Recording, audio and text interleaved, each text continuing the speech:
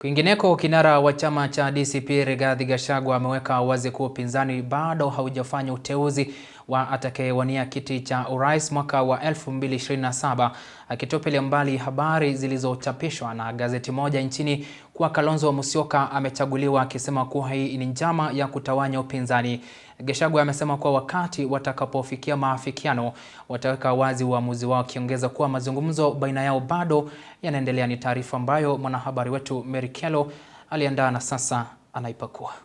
Baada ya gazeti la The Star kuchapisha habari kuwa Kalonzo Musyoka ameteuliwa kama mpeperusha bendera wa upinzani na mwaniaji wa kiti cha urais mwaka ujao, sasa kinara wa chama cha DCP Rigathi Gachagua ameshtumu gazeti hilo kwa kueneza propaganda, akibaini kuwa hii ni njama ya kuwakoroga Wakenya na upinzani. Nimeona hii gazeti ya Kasongo inaitwa Star Newspaper ambayo inaendeshwa na National Intelligence Service. Jana wanataka kulete porojo na fitina na propaganda kwa headline. Kalonzo Musyoka amesema ati Rigathi amesema ni mimi. Umesikia nikisema? Mimi sina mandate. Lazima niongee na watu wangu. Na mazungumzo yanaendelea? Si tumesema 45 days. Hii inaitwa G45. Wacha ile ya Kasongo ya G7.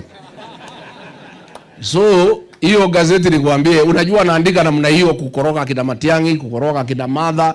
We know you. Don't bring confusion. Aidha, Gachagua ameweka wazi kuwa bado viongozi hao wa upinzani wanaendeleza mazungumzo kuhusu ni nani atakayesimama na kumenyana na Rais Ruto katika uchaguzi wa mwaka 2027. Gachagua akisema kuwa upinzani umesimama kidete na kuwa wakati ukifika watatangaza mwaniaji wao rasmi kutoka mrengo ule. Who will replace Kasongo bado? But the decision he will be replaced has been made. Tumekubaliana? Decision ya kwamba lazima abadilishwe imekubalika. As to who, bado. Mazungumzo yanaendelea? Tuzungumza tusizungumuze. So that is one. So Star Newspaper, don't waste your newspaper trying to bring confusion.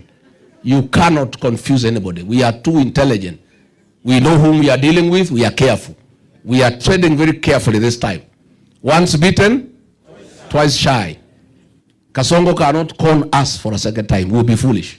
Kando na hayo, Gachagua ameonekana kutotishika na semi kuwa atafungwa gerezani, akibaini kuwa yeye yupo tayari kufungwa kwani anatetea jamii yake, akirejelea matukio ya Juni 25 wakati wa makumbusho ya maandamano ya kizazi cha Gen Z. Sel ya Kenya siku hizi si kama hoteli. Si ni ya mawe, si iko stima, si iko choo, si iko ulinzi. Pahali mimi nilizaliwa hapa, pahali naitwa Herega, nyumba ya nyasi. Tulikuwa tunalala hapo na kondoo. Hakuna choo, hakuna maji, hakuna stima, chakula ya kukula hakuna. Sasa mtu alitoka kwa hiyo nyumba, ukimweka kwa sel ni hoteli, si hoteli. So what is the problem? What is the problem? Hiyo ni mambo kidogo sana. Na wewe kijana ya Ruto ujue, mimi niliwekwa cell siku 4 nikitetea Ruto, yule amekupatia kazi. Na mimi sikumwacha, nilikaa ngumu. You should know who I am. Nilifungwa 4 days hapo Gigiri police station kwa sababu ya kutetea William Ruto. Na sikumwacha, so you should know. Hata ukinifunga, hata ukiniweka cell, hata ukinifanya nini, msimamo wangu hawezi badilika. Mary Kyalo, Undugu TV.